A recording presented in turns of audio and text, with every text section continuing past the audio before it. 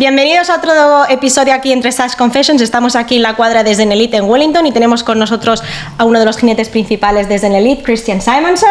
Hi, Lily. Hi, how are you? Good.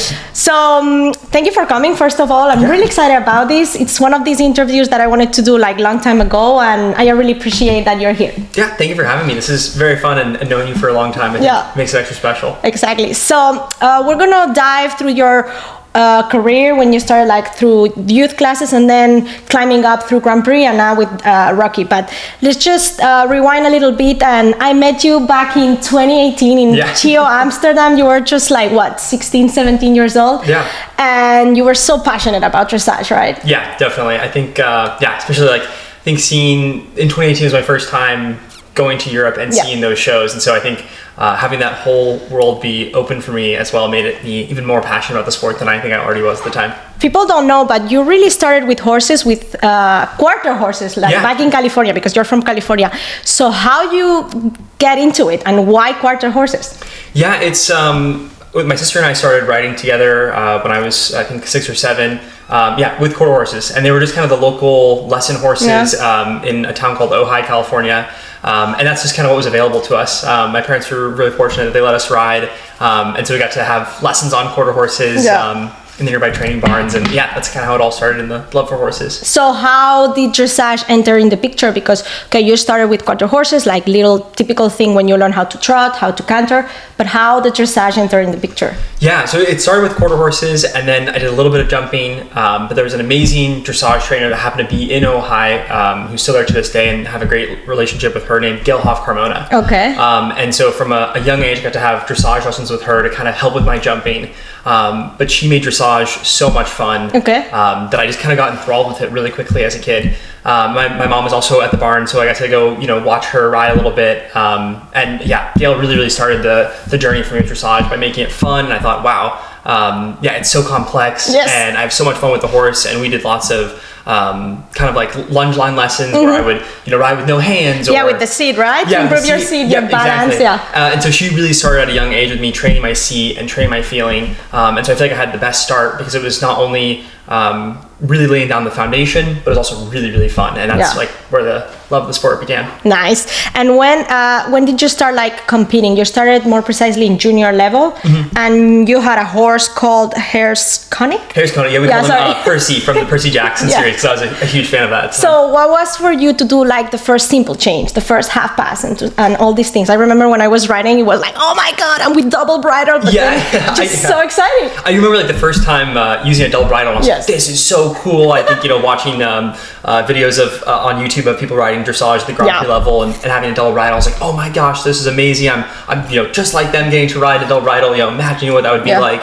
Having Percy was kind of the real start in international competition through the North American Youth Championships. I had a Lusitano pony before that named Rudy, is what we called him. I didn't know that. Yeah, and so he was a big part of kind of doing some local shows, and then Percy was the transition to competing at the junior level with other kids, and kind of really started I'd say maybe my international career, but started competing with other kids from Canada and Mexico and those events as well. Cool. So then you were commuting a little. When is the first time you arrived here in Wellington? Your first centerland was in 2018, and more precisely with FRH Rassolini.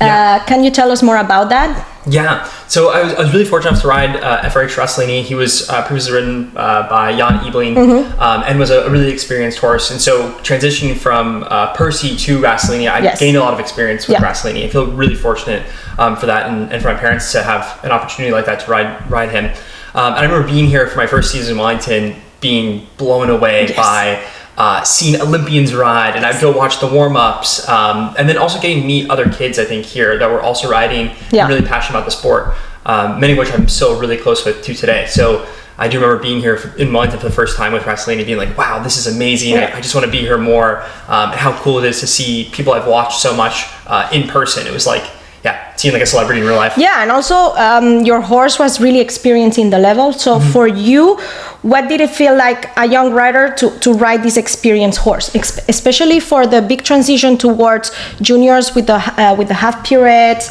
and the diagonals on the tempes? That's a big step. Yeah, juniors to young riders I think that is a big jump. Yeah, I think fortunately for Rassolini, I think definitely taught me how to do tempi changes. I learned a lot on Percy as well to do some of those, but I think learning from Percy and then transitioning that to Rassolini, I think also to go compete in the stadium in Wellington and know that I can trust a horse. It's going to be really safe with me. And to get those reps in was really valuable. Yeah, and also you did also the clinic at the beginning of the Robert Dover. Dover Clinic. I remember that's when I saw you the first time and I took that cool picture of the extended trot. Exactly. But then I have to say that since then your youth career has been like this, and you had several horses such as Hemmingway, Zeaball, Son of a Lady, but we're going to go now through different steps. So I would like to ask you what really helped you through the levels from young riders to U25 to become a rider of what you are right now? Yeah, I would give so much credit to Adrienne Lyle, my coach. I think she, from the time I started with her when I was 16 or so till now, I think was really thoughtful and diligent in how she had me progress at the levels and gave me such a wealth of knowledge. Yes. I owe so much to her, and I think that's been a big part of why I've had some good success in the junior levels and now getting to do the Grand Prix stuff, which still blows my mind. I think it seems very adult. But I give her so much credit in that, and not only from a competition standpoint, but also from a horsemanship standpoint, like understanding all the small details in between that. Then when you go to a show, you feel even more prepared, not just to how to ride a line, but how to take better care of your horse, etc. And I think still to today, I'm learning more each day and constantly humbled by learning from her and not only her, but the team around us as well. We're going to dive a little bit more of Adrienne later, but I just want to say that from 2019 to 21, you experienced all those big CDIs here in the United States. You also went to the European Tour, the Florida Youth Championship, but let's just go back to 2021. That season was really successful for you. You were showing at the same time Zeaball and Son of a Lady, commuting between small tour and young riders. But specifically in the month of June, you got selected for the European Tour. Well, it was the first time you went to Future Champions. So explain a little bit to people who don't know what is Future Champions, that show. What is so important? Yeah, Future Champions is a really special show, I think, for the whole sport. It's basically to take juniors and young rider level. And ponies too. And ponies and children's from all over the world, basically. We get to all compete in one show. I think it acts as a qualifier for the European Championships. Yes, it's the last trial for the Germans, for example. So you get to basically compete against the best young riders and juniors in dressage in the world. And then we're fortunate enough that we have an American team that comes, which has been an amazing part of the program. We get to go compete against the best Europeans, which is really fun. And also it was really fun because when I met you back in 2018, you were there just like a normal person who visits the show, and then 3 years later you're there with Son of a Lady, and you really had like really competitive scores, like around 71, 72 in young riders, right? He's a really good boy, that show. So that show is like a mini Europeans, and it's really important. And then from that, you really kept going through your success, and in 2023. Was also a good season because for the first time you got selected to go to Aachen, right? So I wanna really talk about that. What is the feeling to go under that tunnel and then also to see that to experience that show? Experiencing Aachen, especially for the first time, was like nothing else. I've watched so many videos over and over again of every rider competing in the stadium, but I think getting to be there in person and seeing like a childhood dream come out. I think when I was 14 or so, I wrote down like all my biggest goals, which was compete at Aachen, compete at here and here. And so to be able to compete at Aachen, that was a huge goal of mine. And get to experience that atmosphere. But I think also to watch the best people that I've just constantly admired and still admire to this day, getting to watch them compete and school their horses and be with their horses. That was, I think, what really made it special for me. And also at the same time, you were able to watch all the Grand Prix riders, so you get inspired. But what did Aachen teach you about the reality of top sport, and especially to compete against Europeans in that way? I think I would say it really taught me the level of how focused and diligent everyone is, how they really pay attention to small details, and then also I think how much they love their horses. Like you get to see when you're in the stables, you get to see how Jessica interacts with Lara, or how Carl is hanging out with his horses, or anyone from the German team, etc. And so I think that was also a cool thing to see, that people really do love their horses, and getting to see how we all have a big love for the sport. Yeah. And getting to see that at the top level was really special. Were you aware that you were living like your dream? Because sometimes you're so focused on, I have to do this, but then you don't realize afterwards that you were there in Aachen, right? So were you aware that you were like getting into the center line? No, I think it's maybe like a full blackout or something. But I still probably, I think at the moment you'll like reflect a lot about it. But now when I get to look back, I definitely think like, wow, that was a childhood dream come true. But yeah, I think in the moment I was just like, okay, we want to do a really good job. And learn as much as I can also about that experience. And my thought process being there the first time is like, okay, I really hope I get to do this more often, but I'm going to take as many notes as I can and understand the environment as much as I can now. So if I ever get to go in the future, which I really, really hope would happen, then I'd be better prepared. Nice. And then after Aachen of that year, 3 months later, you also, that summer, you had a huge moment with Zeaball. You were triple gold at the NYAC. So what is for you to finish that season like that? Yeah, that's a special with a special hat season. trick. Yeah, I don't know what I did to get all that good juju. I think maybe a cool story about the 2021 season is from 2018 to 2021 was kind of like a full redo. I was fortunate enough to have some new horses, and also just to learn a whole new system with Adrienne. And so I think what was the kind of undercurrent of the 2021 season was 2 years of really 3 years of really learning with Adrienne and developing much more with my horses. And and I think that is what resulted in having a really good 2021 season. It was kind of pre-baked before almost. Yeah, but I want to really ask you on that. What did you learn there? Like what were the advices that she gave you that really transformed your riding, or you learned through her? I think a lot of it was, I had an amazing education before, and I think then with Adrienne it was further pushed by really going to the basics. So it was kind of a rebuilding of my seat and position and really pushing that forward as well. Also thinking about how to ride the lines, a lot of test practice as well, and then also I think just more of the basics of accuracy and how to prep for certain lines, and that I think is what really resulted in that 2021 season with Zeaball. Nice. And then 2022 was also really nice, but overall, how do you feel the US youth pipeline really prepare you for senior sport through the programs of Discover Dressage, the European Tour, to show in Aachen?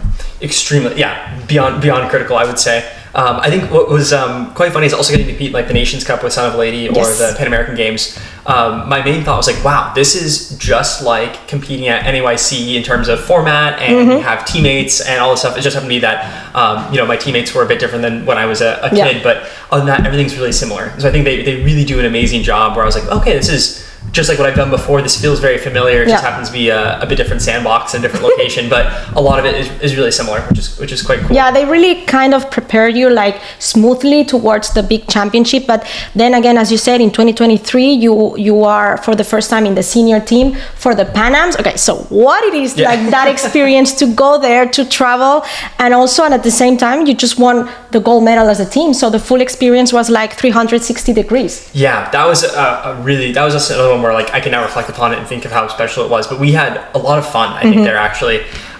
Getting to be there on a senior team felt also very adult, to go down there and compete and represent the US. And I think it was also another reflection of like, wow, this is just really similar to another horse show, but we're in South America of all places. Yes. And winning a gold medal there with the whole team was super special.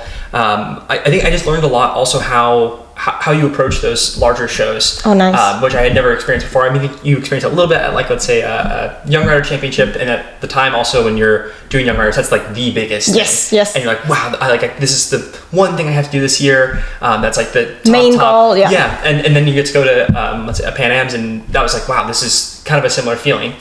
But I think I learned also just how amazing the camaraderie was with my teammates. That was really special. I think it's a very individual sport, but when you get to compete with a team and you get to represent your country, and I'm also very patriotic, and so that also was a whole new learning curve, and very special as well. Did you feel a little bit of pressure, because at the end it's a major championship? I mean, all eyes are on you. It's true that you did small tour compared to other championship, which is Grand Prix, but did you feel a little bit the pressure, or maybe you were also the youngest rider there? So can you tell us more about that? Yeah, I think I really wanted to have it be a learning experience. I knew of course, that we qualified for Paris because of the team in Wagon or in Herning. And so I knew this was like, I'd be here to learn, and that was my main objective. But of course, I also put a lot of like really want to do well myself, and so but I kind of, whenever those moments happen, I go like, okay, what is, I'm here to learn, I'm here to do my best, and the best is all I can do, and so that's what I'll try to do. And then it happened to be fortunate enough that it ended in really good results. But I kind of think about the main focus first. No, and it's true at the end, all your growth and development as a rider from juniors and then up to senior classes, and now we're going to talk later on Grand Prix. It's really impressive because each horse has helped you to really shape your career, right? And what about Son of a Lady? Because you started with her as a small tour, but then you went up to U25. Son of a Lady, he was like, sorry. Sorry. Son of a Lady. So it's like, it's ladies in there. But he was really, really critical, I think, in my career, from going from the youth levels to, I'd say, almost like the seniors with the small tour. I learned an immense amount from him. I remember also our very first Prix St. George, it was like him and I had a really good connection really quickly. But I think you also learn how to build up horses up for the different levels, like going from a small tour to a Grand Prix. What does that mean? I had a lot of learning curves as well, because there's a lot of things I didn't understand or didn't know how to prep correctly as well. And so having Adrienne's guidance while that was happening was really important. He, I think, also just allowed me to get reps in at the particular level and to get good rides in, and he was so dependable.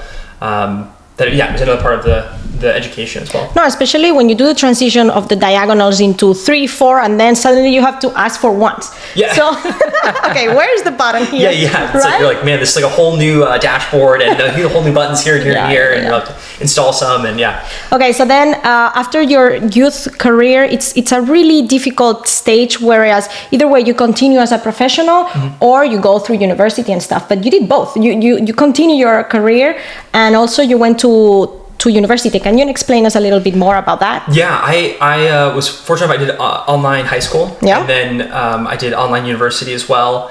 I was fortunate enough to graduate quicker, which was also a big part of it, and I really wanted to ride more. So that was like, okay, if I get done through school, my parents were very adamant that it was like, you still have to get a degree and get an education. I was like, okay, I can do that, but I'm going to do it. Yeah, it's like mandatory. But I'm going to do it in the way that allows me to ride more, which was fortunate enough with online education. Also grew a lot during COVID, but pre-COVID it was kind of the start of it, so that's I was able to get through college and get a degree in business admin and still ride, which was. But you were like sure that you wanted to continue through your equestrian career, or you want to make sure that you also had studies? No, I thought about horses, I guess. Yeah. So my main thought. I've done a lot of fun projects. Like I did a university project that was a small business, but for me, I always. Horses are what I love, and I enjoy just being in the barn every day and working with people that also work with horses, and so that for me has always been my clear focus. Now comes the part that I wanted to really talk about, and that moment was a turning point on your career, especially when you received the ride on Indian Rock through Zen Elite, right? So can you tell us the story of how that opportunity actually came about? So I was fortunate enough to go and try Rocky, which we call him Rocky because that's the nickname I have for him. And I was already like, my mind was blown just to be able to go ride a horse that I followed through his when he won Ermelo and competed with Emily and had such good success. And I watched him in Paris and everywhere else, and so I was already kind of like just bubbling with gratitude. And then I got to ride him for the first time and get to feel a horse that. Okay, and let's just go deep on that. What was your experience riding that horse for the first time? It was kind of surreal, I must say. And he's just, I think what blew me away when I first tried him was just how honest he was. He just really felt like he would try his heart out for his rider. And that for me is like the most important feeling ever, beyond how flashy the gates are, etc. But if it feels like they're going to go through fire for you, that makes me really happy and what I look for the most, I would say. Were you aware, or were you like more starstruck in a way that first you're like at Emily's barn and and then all of a sudden you're like riding this mega horse, Olympic horse? What were like really your feelings? Yeah, I would say I think a bit of that. I was like, oh my gosh, I'm like, this is he spent to the Olympics. This is crazy. And I also didn't know really what to expect. I think I've watched him a lot, and then you get to have the feeling, and maybe the feeling is not what I expected, or vice versa. But I think the moment I sat on him and rode him myself, I was like, wow, this feels very, very special. Was it magical? I would say so. Yeah, it was pretty magical. Yeah, he's such a good boy.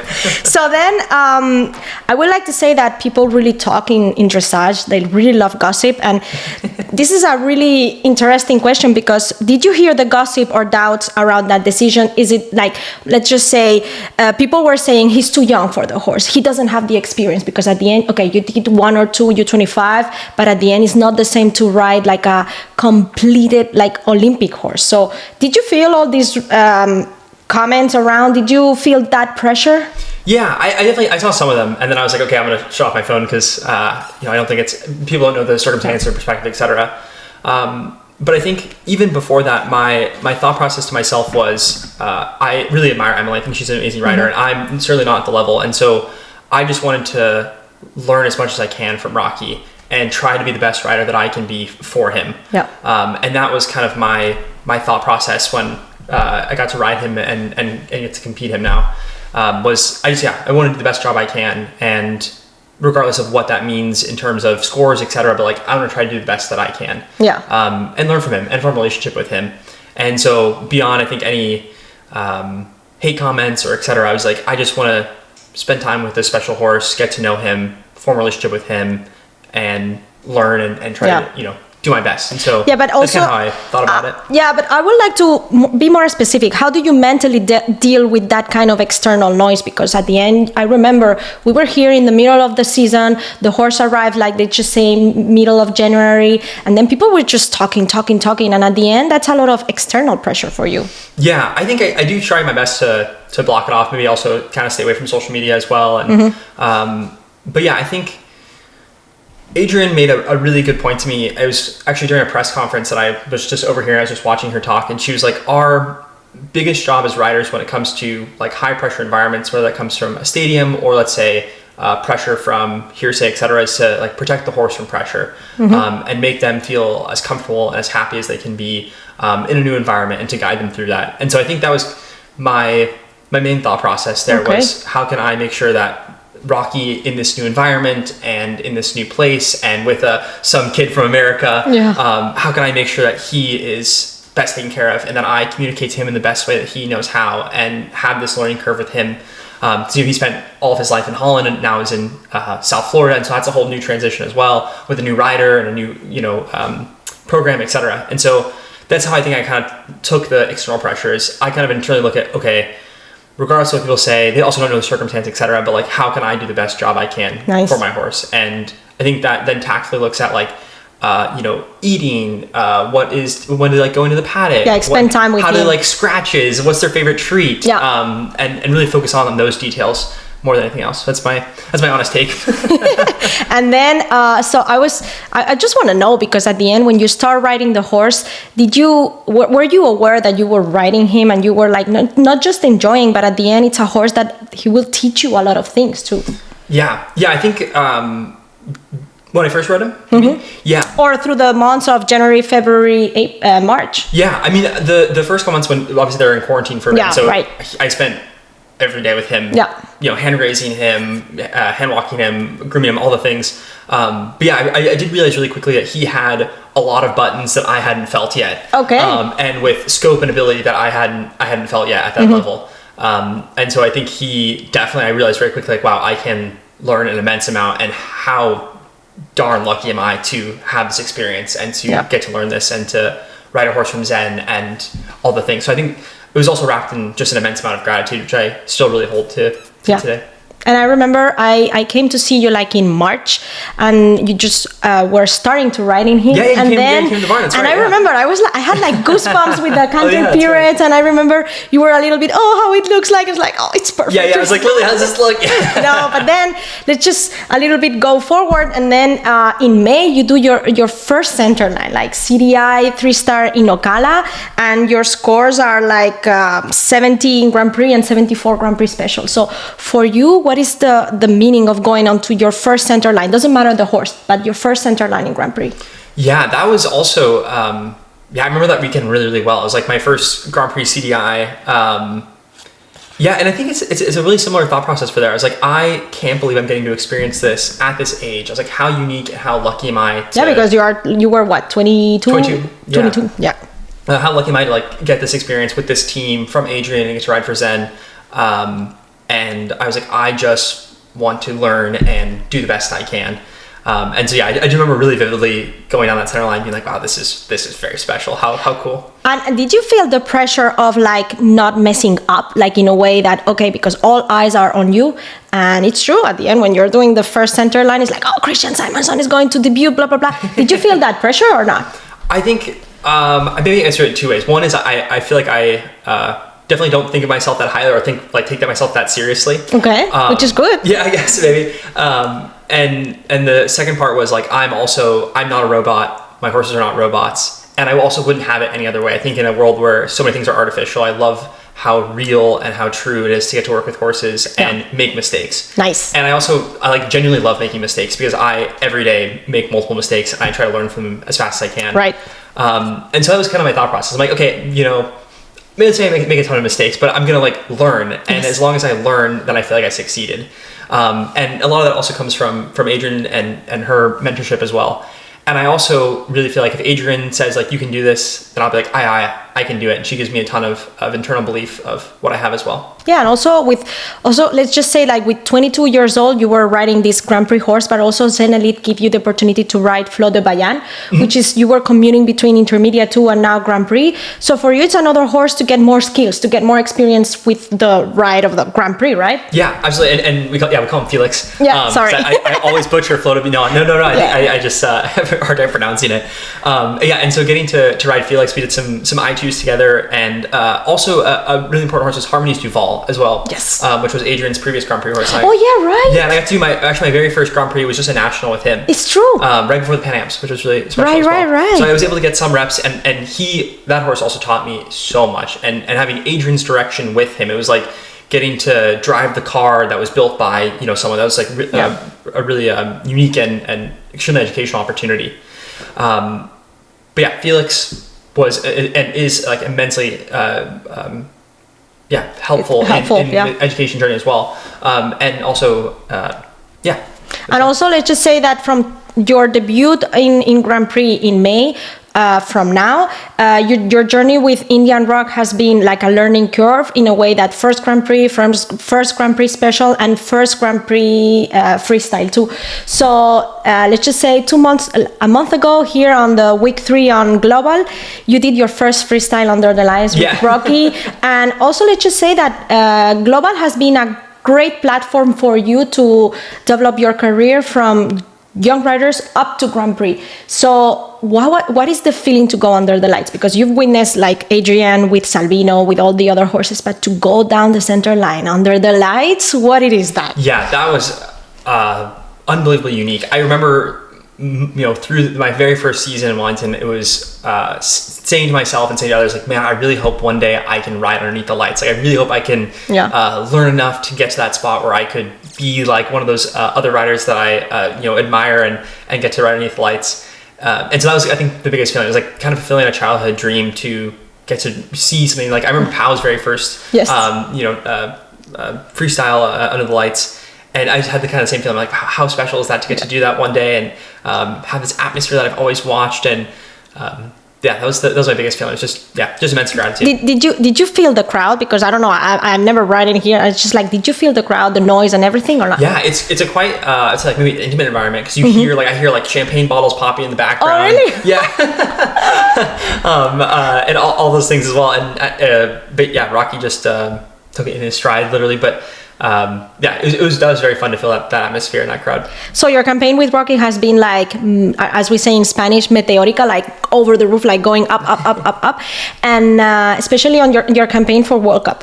And I would like to say that if we go, did you imagine, if we do like start of the season versus now compared to last year, what do you feel has improved most in your partnership with Indian Rock? Because at the end, in May, you were doing your first Grand Prix, and now you're heading towards a final World Cup. Yeah, wow. I must say, even hearing you say that, I'm like, really? Yeah, that's crazy. Because I'm like, wow, it seems just very, very adulted to do these things. Yes. But I'm sorry, I didn't even get I forgot the question. I just started reflecting. I was like, wow, that's actually kind of how crazy. do you feel the difference between your first ride in May towards now? It's just when you're heading towards the World Cup. Yeah, I think mainly it's just getting a lot more reps at the Grand Prix.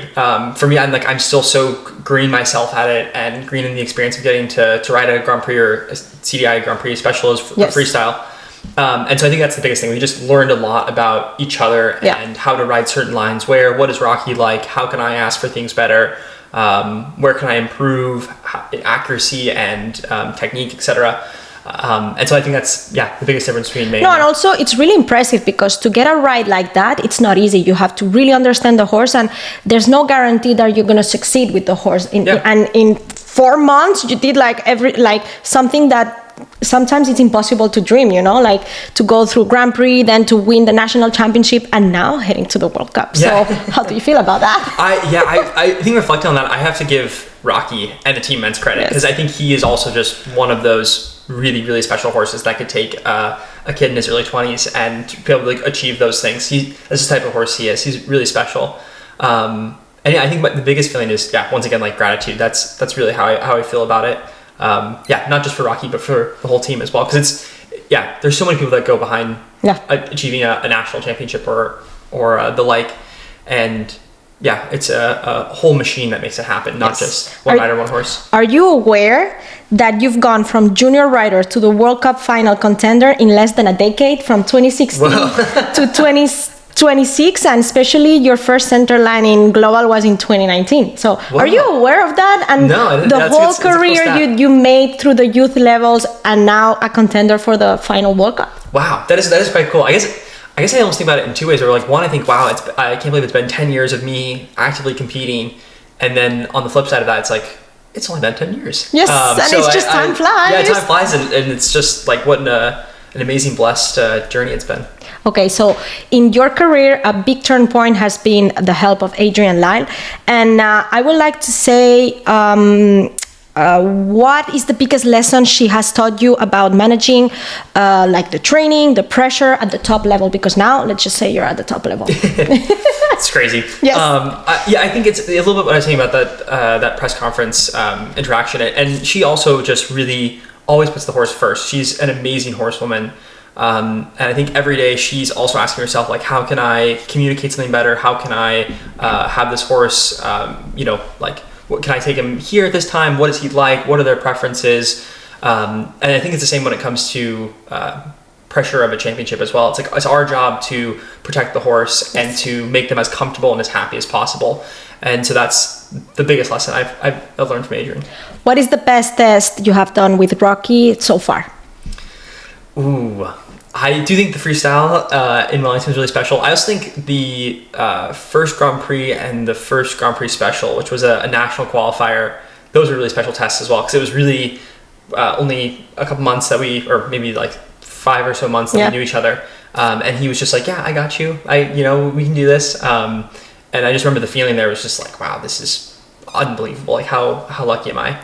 So Rocky has helped you to become a rider of what you are right now, but then you're riding other horses at the barn. Mm-hmm. So what are the skills that you learned through Rocky and also through Flo de Bayan that has helped you with the other upcoming, let's just say 5-6 years old? Yeah, I think that's a super good question.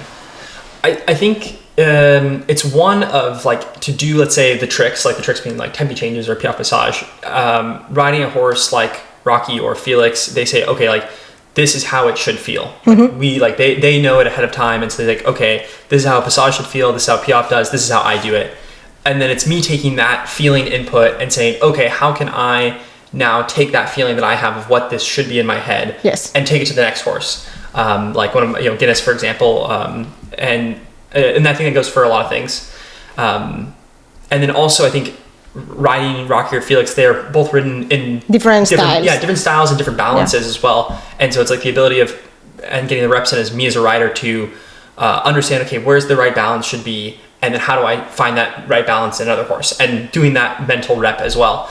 I'm still learning a lot more. I feel like that's where I learn so much every day about that type of work, but I think that's maybe where they have helped me the most. For me, it's really impressive because I've seen you grow through the levels, and I remember your first center line with Rassolini and now with Rocky. So I would like to ask you if you could go back and give an advice to your 16-year-old on your first center line in Del Mar, what would you say? I would say maybe enjoy it a bit more. I think I was really tough on myself to make sure everything was so perfect and so right and so accurate. I probably would have had maybe even like been able to understand more and learn more if I just like relaxed a little bit more and wasn't like, okay, this has to happen. I got to do this exactly perfectly and this exactly perfectly. Like maybe I still have that perfect mentality now, but I like learn a lot more. And so I think maybe that's what I would say to teenage Simonson. No, and then teenage Simonson was always like with the book, writing different things, notes, and teenage Simonson was also, let's just say, watching all the tests. So I would like, because you're like really a role model for a lot of youth writers or just like little boys who dream to become professional writers. So what is the advice you would like to give to those kids? Yeah, I think it's the kind of ethos I keep for myself, which is keep learning. I try to really be as helpful as I can to also like the team, etc. And then I think learn the foundational basics. Those are truly the most important, and not just of training but also of care. I think those things have helped me more my career than anything else. And then I was like lucky enough to be a part of an amazing team, but understanding those have been. When did you understand the scale of training of the horses? Like, because at the end you were riding just like juniors, young riders, then you're 25. But then, as you said, Adrienne Lyle has given you a lot of skills to understand that process of training, right? Mm-hmm. So when did you realize, wow, the scale of training is really important? Yeah, I'd say pretty immediately. I think especially like because I did young riders when I was 16, and I feel like I could have almost continued to do like juniors then, because I think there's still so many reps that you can get in at the juniors level before going to the young riders, so it's such a big jump. And you had a 7-year-old horse too. What was the name? Donizetti. Yes, there you go. Yeah, you were on it.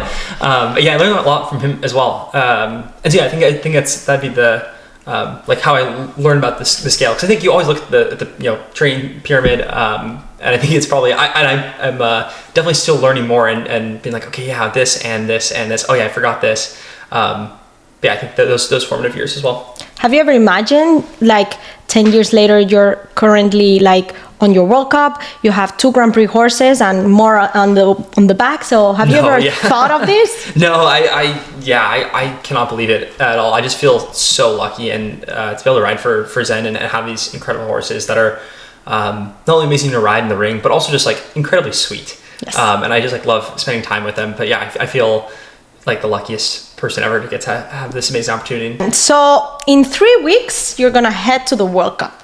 And I just want you to share that experience that you had for the first time in the World Cup finals.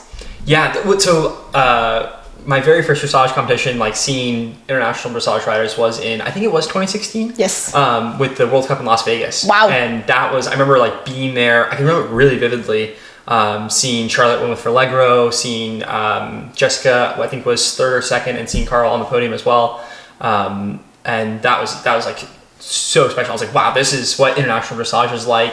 And being in that stadium, I remember like exactly where we sat and everything. And so, getting to maybe experience a World Cup myself, that's also a really special moment. 10 years later, actually. Yeah, exactly. So what is your goal for the World Cup? I think my biggest goal is just to learn. I like really want to know how these shows go, what the formatting is like, how is it competing in an indoor venue, like what can I do to best prepare, etc. So that's kind of my main thought heading into this World Cup. I just really want to learn as much as I can. Nice. And like learn with Rocky as well. Okay, Christian, so I would like to ask you one question. In sport, more precisely in elite sport, there's a lot of sponsors. Mm-hmm. How did you get the opportunity to get Zen Elite as a sponsor?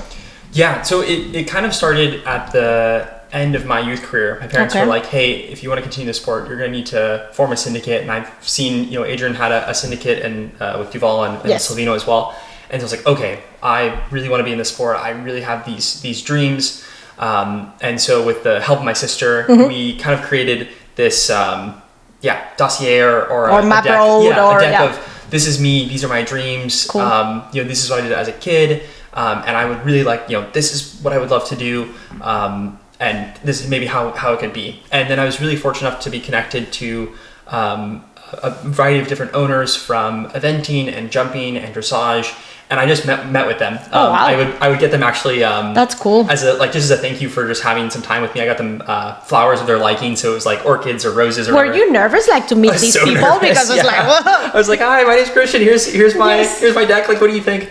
And they would give me really honest feedback. So it was like, no, I think if you're looking at owners, this is what needs to be changed, or you need to add this, that, and the other. And they were just incredibly gracious with their time. And I had a lot of different meetings like that. And I never asked for anything, but I just wanted advice to see. And this was quite a long, multiple month process of meeting. Yeah, it's a learning experience too for you. And met many people each week, and showed them my deck and asked for advice. And also we created a video as well to present. Wow. And then at the end of that, one of the people that I met said, hey, if this does happen and you do happen to find the horse, I would love to be a part of it. And I was like, whoa, this is crazy. It's just another level. I could ride dressage and I could ride a horse. Yes. That'd be so amazing.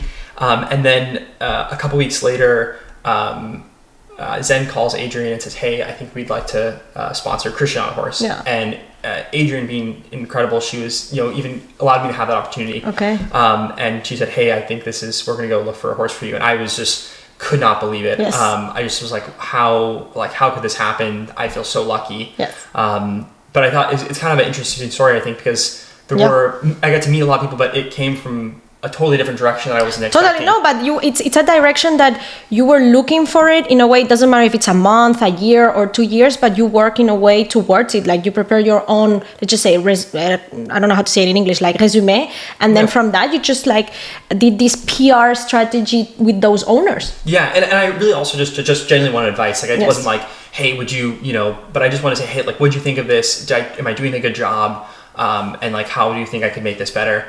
And then I just, and also an immense amount of luck. And I still to this day feel so lucky to Zen and to Adrienne to be able to ride with the team. That's a super cool story.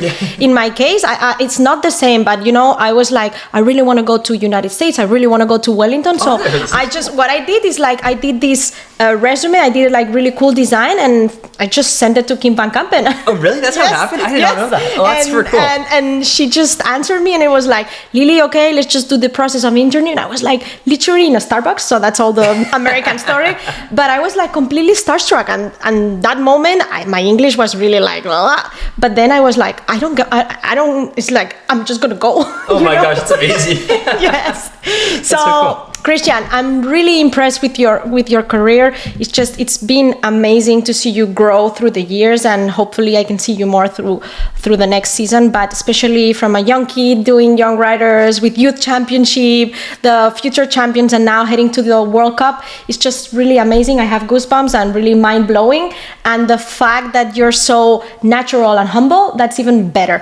So I just want to say thank you for that. Thank you for having me. Thank you, Christian. Like, it's also really special to have a person in the industry that I can always know I could like interact with and have such an amazing time with, and like you're an amazing person not only in your career but also personally. So it does make it really feel really special to then be able to have these types of conversations with you and reflect upon everything, because and also really just cool. Going back here to prepare this interview, I remember I just saw the first pictures that I took from you in 2019, then the first Aachen, and then it's just really mind blowing. Like in 10 years, what you achieved is like, wow, like as we say in French, chapeau. But let's just to finish this, we're gonna play the little game of 5 confessions. Oh, okay. And you can be with short questions or not, whatever, it's up to you, okay? So what is the most difficult moment of your career, Christian? I think there was a young rider test. Maybe I'll give a couple. Like when I was a kid, I constantly forgot the test so many times, so that I was disqualified multiple times from like qualifying. You were nervous or what? Yeah, I just couldn't remember. Okay. And so I built like a little ring in my backyard, and I would like step through it and try to practice it. And so I think those have been. I mean, there's many more that I can think of that have also been like, oh, I wish I did this, wish I did that. But I'm trying to think of like young Christian. Those are definitely some disappointing moments. Nice. Okay, the horse that has marked you the most. I would say Indian Rock or Son of a Lady. Okay, but you have to explain a little bit why.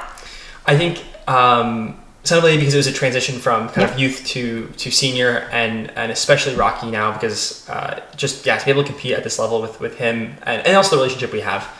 He's just such a special horse, and I just enjoy hanging out with him. Yeah, but it's really true. You really spend time with him, like grassing and everything. It's really wow. Yeah, and he's so easy. It's just I just enjoy like having our bro time, as we call it, but just hanging out. Bro times, I love that. And just hanging out. He's just really a good boy. Nice. Okay, a trainer who changed the way you ride. Adrienne Lyle, definitely. Yes, and a competition you will never forget, and why? I would say either Aachen for the very first time, because I was like, I could not believe it, or the Pan American Games, because those were two childhood dreams of like I wrote all those down when I was younger, and I got to like look back at the notebook I still have and be like, wow, I got to do these things. Yeah, and also you were in Aachen 2 times, and also the first time you were in 2022 was the World Championship year, and Catherine Dufour was there with Bohemian and Vamos too. She won all five her tests. That was amazing. Yeah, she did like a full hat trick in both tests. So. Yeah, that's a cool experience. And I remember like Christian is there on the center line. Let's just go. I'm like in the young categories, I'm like watching my idols. I think also getting to see the infamous board. Yes. Where you see, all the names. Isabel, 50 times because she's just incredible as well. And that was like really special to see. Yeah. Okay, and the last question, the dream you still haven't achieved. I think going to a World Cup, getting to even qualify for that was a dream.